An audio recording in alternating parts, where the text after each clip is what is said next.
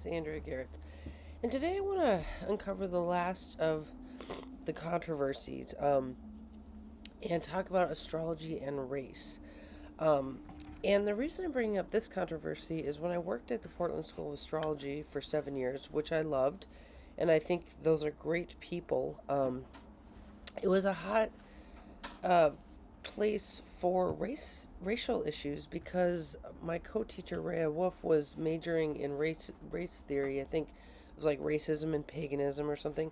So she brought up the topic of racism a lot. Now, as a manifester, I would say that even if, when you bring up a topic like racism, which implies fighting amongst races, that manifests fighting amongst races. I'm not saying we shouldn't uncover racism and talk about it and flesh it out, but as a manifester, what you know is that what we vision and what we talk about is kind of what happens. So what happened at that school was a lot of fighting about race issues. And I just wanted to, talk about how I see race in astrology today to make sure that my side of the street is clean. And if I need any checks or balances on this topic, I would love them. But I was constantly getting, grilled about racism in astrology, and it's just a really, really political topic and hard to traverse. So I'll tell you what I think and know about the topic already, and then I look forward to a bunch of you teaching me in the future more about this. Of course, I have to talk about my bias. I am a white female, grew up white culturally, so I don't have any lived experience in, a different raced body, so I can only speak as a white person who has privilege and all that kind of stuff. But what I would tell you is that we look at least the Hellenistic side of me looks to Claudius Ptolemy and the Tetrabiblos to four influences on a growing creature. Because astrologers are development theorists, and we look at people growing into themselves. So that's what teleology is. So there's four influences on a growing creature, and this was given to me by Kenneth Miller.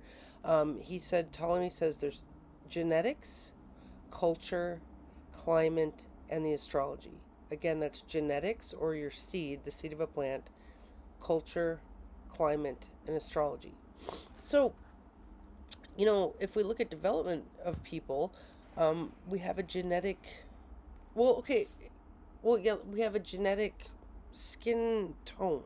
Um, but, teleologists wouldn't look at that as, there's no judgment to that. That's like saying there's a squash plant that's pink and a squash plant that's orange. Like, there's just two different plants growing here. So from the genetic layer, we obviously, and we grow from a parent plant. They say this in Ensoulment. This is one of the coolest books ever, and it compares people to plants the whole time. And it says, that people spawn from a parent plant. So, genetically, we spawn from our parent plants, so we are the same genetic, racial, ethnic, skin color, skin tone from our parent. And all of those are equally beautiful under God's earth because, the gods or God or the creator has created all of those tones of skin. And so, of course, they're all beautiful, just like all plants are beautiful. A black rose is beautiful, as is a red rose, as is a white rose, as is a yellow rose.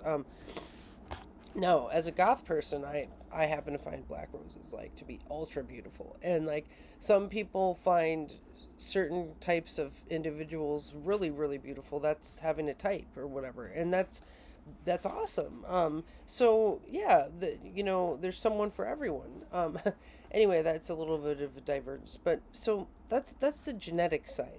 Then there's culture and climate. Well, the culture that we're growing in here is a little bit, probably we would say racist. I think that's where Rhea was doing good work, was trying to like build tear down the racist culture in which we're growing in. Somehow, people have become, or maybe they always were, kind of judgmental depending on what people look like. And that would be the culture and climate we're growing. Well, climate's actually like, are you growing up in a hot or cold environment? And it could be said that maybe some ethnic backgrounds enjoy growing in certain weather areas. I don't know. I mean, I'm sure some scholars know more about this than me. But like maybe Inuits enjoy growing in the cold northern climates because their genetic code goes well with that climate or has interacted or danced with that climate for years or something like that. I think that I have heard about like people from various countries being displaced like from where they were thriving and having to move to a different culture, and that was hard on them. I actually watched a video about a white woman who fell in love with an African man, and she went to live in this African village, and the sun would beat down on her, and her skin didn't have all that melanin in it, so she was burning constantly, whereas the Africans were very at home under the sun, and they weren't burning and things like that. So we could say that genetically people dance with the climate, and that actually that the genetic code maybe even molds the climate it's growing in or something like that. So see how really what we get with astrology and race is intersections of race and astrology, because that was just an intersection of climate and genetics. Um, it's like how the two overlay and interact. Then let's look at the astrology layer. Well, there's a lot to be said about this. First of all, different charts resonate with different cultures. The first one makes me think of that woman who, I don't remember her name, but she identifies as black, I think is the word she uses, but she's genetically white, and this is like a huge controversy. Well, I looked at her chart, and she has kind of a multicultural chart. I think she has a Sag moon conjunct Neptune, so she's like visioning about multiculturalism and dreaming about multiculturalism and dreaming about interacting with kind of different people in order to learn and grow. Like moon and Sag likes different cultures and things like that. So it's like I think in her dream she is inherently mixed with that other culture or something like that. It's really interesting. But let me tell you a story. Now remember, this is intersections of the chart with genetic, skin color, which is race. Like, I don't think that the chart informs your race. I think that you have a genetic layer from your parent plant and that your chart burns into that layer. So, but that has effects on life. Like, so I had two astro twins. This is really interesting. And they had the same chart. They were born within hours of each other. And one was African American and one was Caucasian.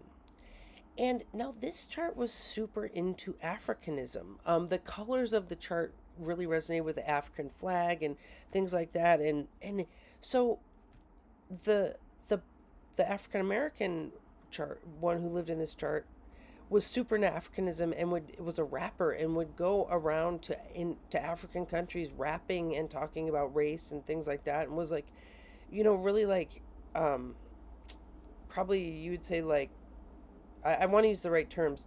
I am white, so like don't yell at me if I use the wrong terms, but like they were really black power, right? Which is awesome.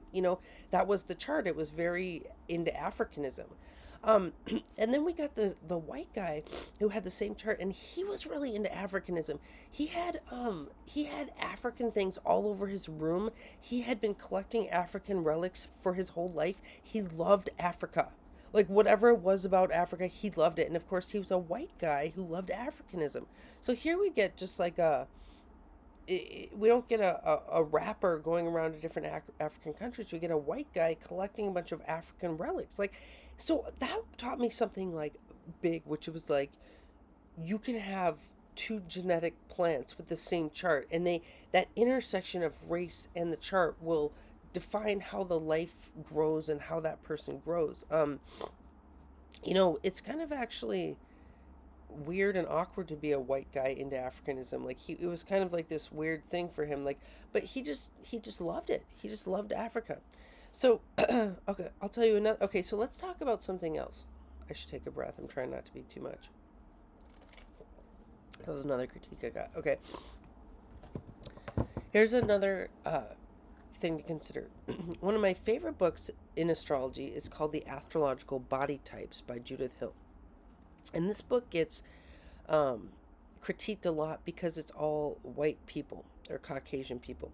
But Judith actually brings this up in her book, and she says that it's severely lacking in research of different races and cultures, and it just happens to be that the culture that she's living in is of mostly white descent, and of course she's ethnic in certain ways. She's not just, like she's got some like juice to her background, and she's looked into her 23andMe and everything like that, and so, but she recognizes, and this is what a good researcher does, they do the research they can do, and then they recognize where it's lacking. And so, we can look at how people look according to that chart layer. And though the field could stand to have much, much more research on how astrophysiognomy, or how people look according to their chart, plays out according to different races, or different ethnic backgrounds, or different skin colors, or what have you, whatever you want to call them. Now, I would actually say that I have a piece in astrophysiognomy research. I've been doing color research for 24 years on the coloring of people according to their chart. And I believe that every aura has a certain tone. Now, auric photographers, they always attribute the colors in the aura to things like your emotions. But I think that the colors in your aura come from your chart, and they're burned in your chart. Like, what I'm always teaching people to do with color theory is to dress to their chart. Like, I'm a Gemini rising, that's light blue in the system, so I dye my hair light blue to match my aura, to match my chart. People are said to really pop in the colors of their chart. So, I also have a very Caucasian research set, just because my friends and community happen to be a lot of white people. And, but I've done as much research as I possibly can onto other cultures. And here's one example. I had a friend from Chile, and she had brown eyes because in her genetic possibility, brown was the only possible eye color she could have had. So, but her chart was triple Sag. It was gold, gold, and gold. Okay. Now, we don't usually see gold eyes anyways, but I remember I was like, let me look in your eyeball to see if I can see anything in there. And I looked in her brown eye, and I actually got a picture of it. Her eye was gold all over the ring. It was like a golden ring on a brown eye. And so I would say that the color layer of the chart does burn in. You have your genetic, skin color, which is beautiful. All are beautiful. And then you get an astrology code burned in on top of that. We would call that epigenetics or something. It burns in on the gene, right? So it's like we have a brown eye with a gold ring. Now, if this is a Caucasian, my daughter's a triple Sag, and she has a blue eye, which we genetically have blue eyes in our family. So then, but she has a golden ring around her blue eye.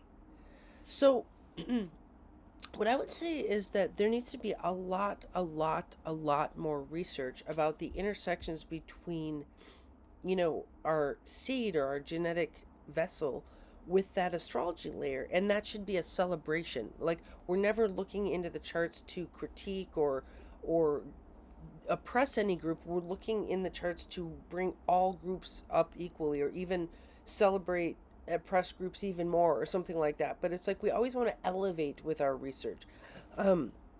So those are my thoughts on, race and astrology, is that it's a celebration of the 4 layers of existence, and we need to work on that culture and climate layer to make sure that the culture that we're growing in is equalizing, celebrating of all genders,